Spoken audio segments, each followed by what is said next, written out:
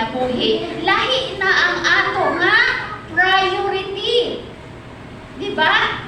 Karong Domingo man sa ang kalabihan nga walay paghigugma sa Ginoo o ang mga tawo higugma sa kalibutan, naapod sila dito sa pag-happy-happy o sa pag-enjoy-enjoy. Apan kita nga mga anak sa Ginoo kay naa naman tay identity. So ang atong priority is maminaw sa pulong sa Ginoo. Kay kung maminaw ta sa pulong sa Ginoo, ang atong espirituhalong kinabuhi mulago.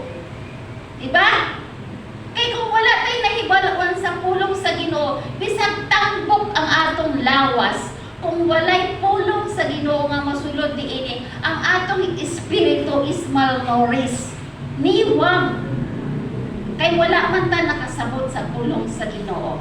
Mauna nga kita mga anak ni Kristo, priority nato nga maminaw sa pulong sa Ginoo. Wala na ta muhatag og higayon sa mga butang na walay kapuslanan. Amen? Then, dili na ta malipay sa mga material thing. Kanabang inuni mo nang andoy ka nga makakuan ka, makapalit ka og house and lot, imo man dinay pangandoy sa matag usa na usa bisag bata pa. Mo day panandoy nga makapalaya, maabot ang panahon mapalit dito balay na ako house and lot. Yun, di ba? Dayon hinanglan ayon jud ko dato dito. So murag dili na jud na ang atong pangandoy karon. Unsa may atong gipangandoy? Kabalo ka ba? Kabalo ba ta kung si atong pangandoy? Bilang mga anak sa Diyos? Ha? Kabalo ta? Ha? Ang atong pangandoyon karon is unsa man? Makapuyo ta dito sa gingharian sa langit.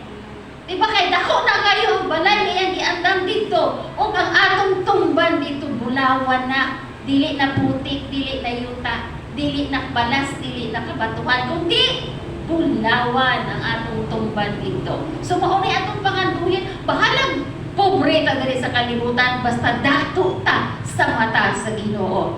Amen ba mga igsoon? Wow, praise God. Hallelujah. Okay, number 2. The contrast between self-life and Christ-life.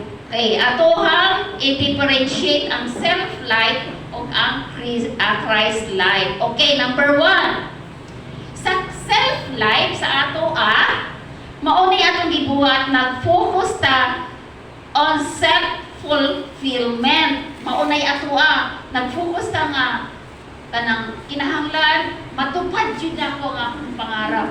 Pero sa Christ life, mauni kinahanglan focusing on God's purposes. Kinahanglan mag-focus ta sa tumong sa Ginoo sa atong kinabuhi.